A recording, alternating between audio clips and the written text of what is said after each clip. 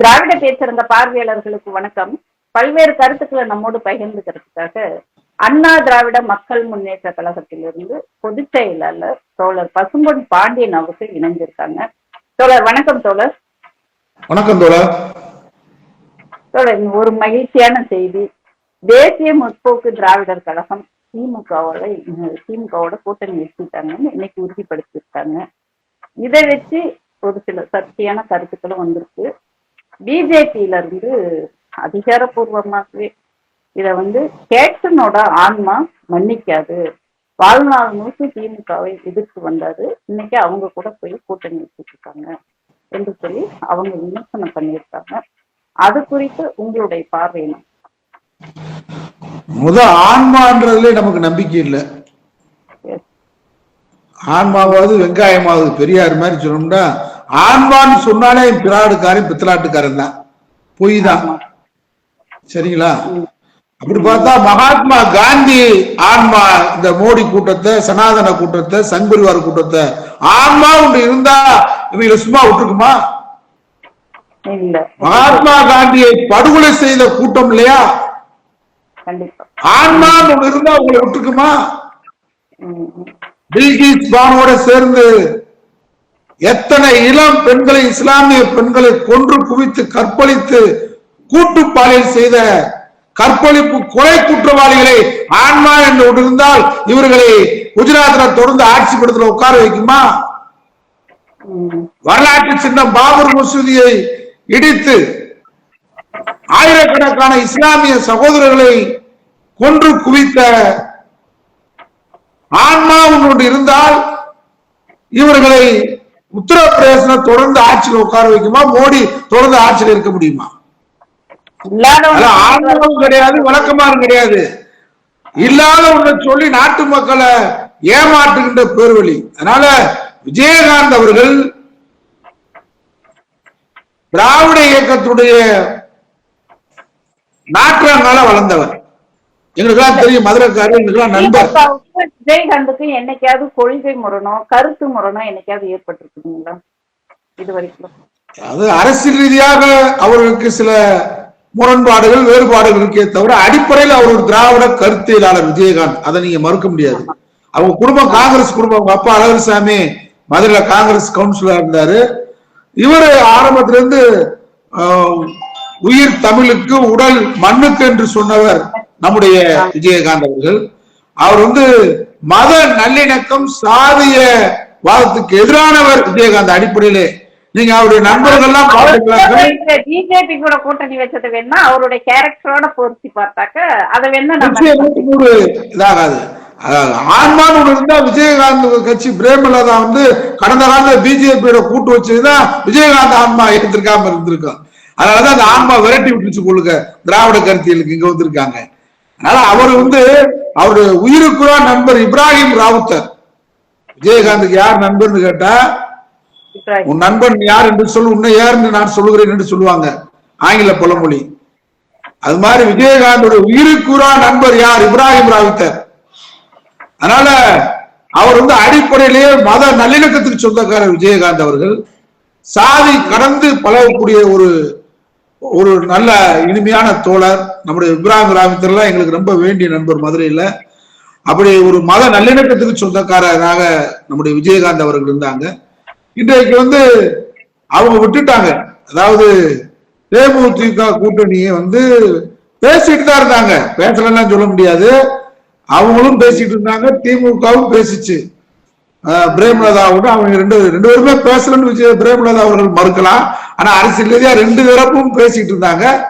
திராவிட முன்னேற்ற கழகத்தின் தரப்பு நம்முடைய மாண்புமிகு முதல்வர் தளபதி ஸ்டாலின் அவர்கள் சாணக்கியத்தனமாக வென்றி இருக்கிறார் என்று தான் நடந்து சொல்ல முடியும். தேர்தல் கணக்கு தானே. இதுல போற கூட்டணி எல்லாம் கொள்கை கூட்டணி, லட்சிய கூட்டணி எல்லாம் சொல்றது ஊழ ஏமாத்திர எல்லா பேருமே. அதுல நான் உடன்பாடு எனக்கு கிடையாது. தேர்தல் கணக்கு, தேர்தல் கணக்குல விஜயகாந்த் அவர்களுக்கு தேமுதிகவுக்கு ஒரு குறிப்பிட்ட ஊர்ல தான் ஓட்டுன்னு கிடையாது. அவங்களுக்கு சேலத்திலயும் ஓட்டு இருக்கு, கன்னியாகுமரியிலும் ஓட்டு இருக்கு, மதுரையிலும் இருக்கு. அவங்களுக்கு குறைந்தபட்ச 2000 ஓட்டு, 3000 ஓட்டு, 4000 ஓட்டு, 10,000 ஓட்டு, 15,000 ஓட்டு வரைக்கும் கூட சில தொகுதிகளில் இருக்கு, கொங்கு மண்டலத்துல சில பகுதிகளில் இருக்கு. அதனால இந்த தேர்தல் கணக்கு, இந்த கணக்கை எடப்பாடி பழனிசாமி பிஜேபியும் தவற விட்டு விட்டது, கோட்டை விட்டு விட்டது. திமுக கழகம் வெற்றி பெற்று விட்டது. எவ்வளவு சொல்ல முடியும் இந்த தேர்தல் கணக்குல. அதனால இதுல ஆன்மா அது இது லட்சியம் கொள்கை எல்லாம் இப்போ நான் தூக்கு போட்டு சார்பேன்னு சொன்னாரு. எடப்பாடி பழனிசாமி கூட கூட்டு சேர்றதும் சரி, நான் தூக்கு போட்டு சார்பு சரி டிடிவி தினகரன் சொன்னாரு. இப்ப திடீர் பங்காளின்றாரு, திடீர் அண்ணன்றாரு, அவரும் திடீர் சகோதரர்ன்றாரு. அதனால இது அவங்க தேர்தல் கணக்கு. அவங்க என்ன கணக்கு போடுறாங்க? 2024 நாடாளுமன்றத்தில் டிடிவி வாங்கின வாக்கு என்ன? அமித்ஷா மோடி டெல்லியில கணக்கு போடுறாங்க. டிடிவி வாங்கினது 3% ஓட்டு. அப்ப 40 தொகுதிகளில் நம்ம குறைஞ்ச வாட்டுக்கு என்ன அது ஒரு கணக்கு போட்டு டிடிவி இணைச்சிருக்காங்க. ஆனா டிடிவிக்கு விழுந்த ஓட்டு சசிகலாவுக்கு விழுந்த ஓட்டு தான். இப்ப அவங்க தனியா நிக்க போயிட்டாங்க. அப்ப டிடிவிக்கு விழுந்த வாக்கு ஓபிஎஸ்க்கு விழுந்த வாக்கு கடந்த 2024 நாடாளுமன்ற தேர்தலில் பிஜேபிக்கு விழுந்த வாக்கு அப்படியே இந்த பக்கம் சசிகலாவுக்கு போயிடும். அவங்க தனிச்சு நின்றாங்களாங்க, அவங்களுக்கு போயிடும். அது ஒன்றும் மாற்றம் இல்லை. அப்ப அந்த கணக்கும் தோல்வி. தேர்தல் கணக்கில் என்றைக்கும் திராவிட முன்னேற்ற கழகம் 1967 நம்முடைய பேரறிஞர் அண்ணா அவர்கள் ஒரு கணக்கு போட்டாங்க. முரண்பாடா இருந்தாரு ராஜாஜி, கொள்கையில முரண்பாடு. கடைசி வரைக்கும் அவர் மரணம் அடைய வரை நம்மளுடைய கொள்கையில முரண்பாடானவர், சித்தாந்த ரீதியாக நமக்கு எதிரானவர். ஆனா அவரே உதயசூரியன் சின்னத்துக்கு ஐயர்கள் எல்லாம் பூனல புடிச்சுக்கிட்டு ஓட்டு போடுங்க அப்படின்னு சொல்ல வச்சது பேரறிஞர் அண்ணா திராவிட முன்னேற்ற கழகம். அன்றைக்கு அண்ணா அவர்கள் இந்தியாவிலே மிக சாதுரியமாக கொள்கை முரண்பாடு கொண்ட ஒரு முஸ்லிம் லீக் மேடையில கம்யூனிஸ்ட்காரங்க ஏற மாட்டாங்க. அன்னைக்கு தனியா தான் அவங்க பிரச்சாரம் பண்ணாங்க 67. நீங்க அப்படிலாம் ஒரு காலகட்டம் இருந்தது. முரண்பாடுகள் இருந்தாலும் ஒரே பொது நோக்கம், தேர்தலில் மட்டும் ஒரு பொது நோக்கம் வேணும். அந்த பொது நோக்கம் என்னன்னு கேட்டா அன்றைக்கு காங்கிரஸை வீழ்த்த வேண்டும். ஆதிக்க இந்தியை கொண்டு தமிழகத்திலே மாணவர்களை சுட்டு வீழ்த்திய, விலைவாசி உயர்வு நடத்திய, அன்றைக்கு மக்களை பால்படுத்திய, வறுமைப்படுத்திய காங்கிரஸை வீழ்த்த வேண்டும். அண்ணா அவர்கள் அன்னைக்கு நமக்கு அருமையான வியூகத்தை தேர்தல் கணக்கை நமக்கு வலியுறுத்தி கொடுத்திருக்கிறார். அந்த அடிப்படையில தான் கலைஞர் அவர்கள் கடந்த காலத்தில் கூட்டணிகளை அமைத்தார். இன்னைக்கு நம்முடைய முதலமைச்சர் மாண்புமிகு திராவிட மாடல் முதல்வர் ஸ்டாலின் அவர்கள் யாருமே கலைஞர், எம்ஜிஆர், அம்மா புரட்சி தலைவி இவங்க எல்லாம் செய்ய முடியாத ஒரு சாதுரியத்தினை செய்யறாரு. ஏன்னு கேட்டா அவங்க கூட தேர்தலில் சட்டமன்ற தேர்தல் ஒரு கூட்டணி அவங்க வச்சிருந்தா அடுத்த நாடாளுமன்ற தேர்தலில் அந்த கூட்டணி இருக்காது. அது கலைஞருக்கும் சரி, எம்ஜிஆருக்கும் சரி, அம்மாவுக்கும் சரி. ஆனா எப்படியோ ஒரு மிகப்பெரிய ராஜேந்திரியாக நம்முடைய சாணக்கியத்தனமாக நம்முடைய தளபதி ஸ்டாலின் அவர்கள் 2019 நாடாளுமன்ற தேர்தல், அதை அடுத்து நடந்த உள்ளாட்சி தேர்தல், அதற்கு பின்னால் 2021 சட்டமன்ற தேர்தல், அதற்கு பின்னால் நடந்த உள்ளாட்சி தேர்தல், அதற்கு பின்னாடி இன்னைக்கு நாடாளுமன்ற தேர்தல், அனைத்திலும் வெற்றி. கூட்டணி அமைக்கிறது பெரிய வெற்றி இல்ல, கூட்டணி வெற்றி. இந்த வெற்றி கணக்கு தான் இப்ப போட்டிருக்காரு. இப்ப கடந்த சட்டமன்ற தேர்தலில் நீங்க பார்த்தா 40 தொகுதிகள்ல 2000 ஓட்டு, 1500 ஓட்டு, 3000 ஓட்டுல திராவிட முன்னேற்ற கழகம் தோல்வியை தழுவி இருக்கிறது. அப்ப அதெல்லாம் கணக்கு போறாரு. 200 வெற்றி பெறணும், 200 பிளஸ், அதுக்கு மேலதான் கணக்கு போறோம். அந்த கணக்கு நிச்சயம் வெற்றி பெறும். இன்னைக்கு திராவிட முன்னேற்ற கழகம் 200 நோக்கி எங்களுடைய அரசியல் பார்வையில் நான் 77 இருந்து அரசியல் களத்துல சட்டமன்ற தேர்தலில், நாடாளுமன்ற தேர்தலில், உள்ளாட்சி தேர்தலில் நானும் போட்டிட்டு இருக்கிறேன், தேர்தல் பணியாற்றி இருக்கிறேன், பொறுப்பாளராக இருந்திருக்கிறேன். என்னுடைய அரசியல் அனுபவத்துல திராவிட முன்னேற்ற கழகம் வெற்றியை நோக்கி 200 இடங்களுக்கு மேலான வெற்றியை நோக்கி சென்று கொண்டிருக்கிறது. முத்தாய்ப்பாக அரசியல் களத்தில் நம்முடைய தேசிய முற்போக்கு திராவிட கழகம் இணைந்திருப்பது வரவேற்கத்தக்கது, வாழ்த்துக்குரியது, பாராட்டுக்குரியது. அவங்க கட்சி வளரணும்ல. சோசியல் மீடியாவில இப்படி ஒரு கேள்வி வருதுங்க போல. தேசிய முற்போக்கு திராவிடர் கழகம் இவ்வளவு நாளா பிஜேபி, அதிமுக கூடிய கூட்டணி வச்சு பழகிட்டாங்க. இப்ப திடீர்னு திமுக கூட கூட்டணி வைக்கிறாங்க. இப்ப திராவிட முன்னேற்ற கழக தொண்டர்களும் தேசிய முற்போக்கு திராவிட முன்னேற்ற கழக தொண்டர்களும் ஜெல் ஆகுவாங்களா? இது எப்படி சேர்க்க முடியுமா அப்படின்னு சொல்லிட்டு ஒரு கேள்வி சோசியல் மீடியாவில் இருக்காரு. 2024 நாடாளுமன்றத்தில் எடப்பாடி பழனிசாமி மதவாத கட்சி பிஜேபியுடன் கூட்டு சேர மாட்டேன், இந்த நாட்டில குடியுரிமை திருத்த சட்டத்தை கொண்டு எங்களை கூட்டணியின் காரணத்தினால் எங்களை பணிய வைத்தது அப்படின்னு சொன்னவரு 2026 சட்டமன்றத்தில் எப்படி இணைகிறாங்க? பிஜேபி தொண்டர்களும் அதிமுக தொண்டர்கள் இணைஞ்சுதானே பணியா 2024 போன வருஷம் நடந்தது தேர்தல வளர்றாரு. அதே மாதிரி புரட்சி தலைவர் அம்மா அவர்கள் லேடியா மோடியான்னு கேட்டுட்டு என் வாழ்நாளில் இனிமே அண்ணா திராவிட முன்னேற்ற கழகம் பிஜேபி கூட்டணி வைக்காத ஒரு தவறு செய்து விட்டேன். நான் தவறை ஒப்புக்கொள்கிறவர். அந்த அடிப்படையில் நான் இஸ்லாமிய பெருமக்களிடம் மன்னிப்பு கேட்டுக் கொள்கிறேன். இனிமேல் அந்த தவறை செய்ய மாட்டேன். என் வாழ்நாளில் அண்ணா திராவிட முன்னேற்ற கழகம் பிஜேபி கூட்டணி வைக்காதுன்னு சொன்னாங்களே, அதுக்கு பின்னாடி எடப்பாடி பழனிசாமி கூட்டணி வச்சிருக்காரு. அதான் தோல்வி. நான் ராஜாஜியோட சொன்ன முரண்பாடு. விஜயகாந்த் தொண்டர்களுக்கு என்ன வரும்? அவங்க வந்து மத நல்லிணக்கவாதி. விஜயகாந்த் படத்திலையும் சரி வாழ்க்கையிலும் சரி படம் பாடமா இருந்தவர். விஜய் மாதிரிலாம் கிடையாது. விஜய் மாதிரி டூப்ளிகேட் கிடையாது. படத்திலையும் சரி வாழ்க்கை பாடத்திலையும் சரி விஜயகாந்த் மத நல்லிணக்கவாதி. அப்படி சொல்லலாம். ஆமா.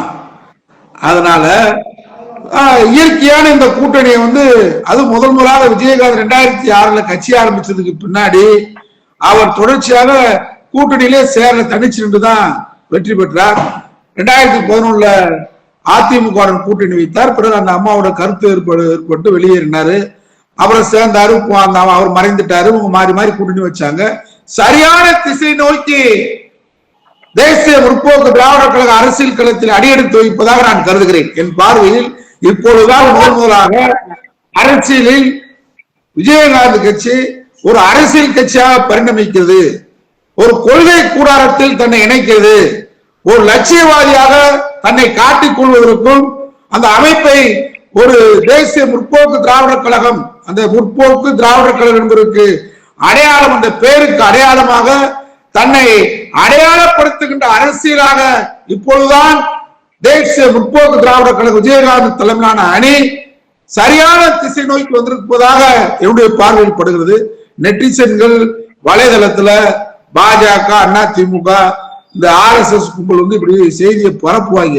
ஆனா கீழ் மட்டத்துல அந்த பெரிய முரண்பாடு திராவிட முன்னேற்ற கழகத்துக்கும் தேசிய முற்போக்கு திராவிட கழகத்துக்கும் கடந்த காலத்துல கிடையாது. அரசியல் அவர் மதிச்சோம்.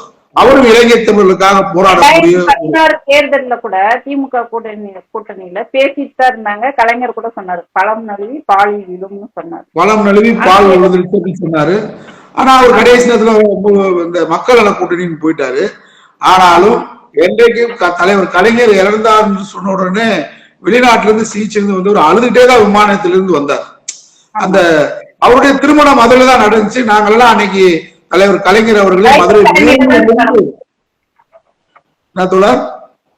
கலைஞர் தலைமையில தானே உங்களுடைய கலைஞர் தலைமையில மதுரை ராஜா முத்தியாமன் தான் நாங்களாம் வரவேற்பு குழு. அன்னைக்கு கலைஞர் அவர்களே மேலூர்ல இருந்து கார்ல இருந்து நாங்களாம் வரவேற்பு கூட்டு வந்தோம் ராஜா முத்தியாமன்றத்திற்கு. அப்படி ஒரு இணக்கமாக அவருடைய தமிழ் ஆர்வம், ஈழத்தமிழருடைய விஷயத்தில் அவர் நடந்துகின்ற முறை, பிரபாகரன் தன் மகனுக்கு பேர் வச்சிருக்கிற முறை, இதெல்லாம் பார்க்கும்போது அவரு இருக்க வேண்டிய இடத்தை விட்டுட்டு ஒரு நாள் வேற இடத்துல இருந்தது பயணிச்சதுதான் அவங்க தோல்வி காரணம். இனிமேல் அவங்களுடைய பயணம் தேசிய முற்போக்கு திராவிட கழகத்துடைய பயணம் வெற்றி பயணமாக மாறும் என்பதில் எந்த கருத்து வேறுபாடும் இல்லை. மகிழ்ச்சி தோழர். நீங்க சொன்ன மாதிரி இந்த கூட்டணி வெற்றி 200க்கு மேல வெல்லும்னு நம்ம வாழ்த்துவோம். நன்றி தோழர். நன்றி.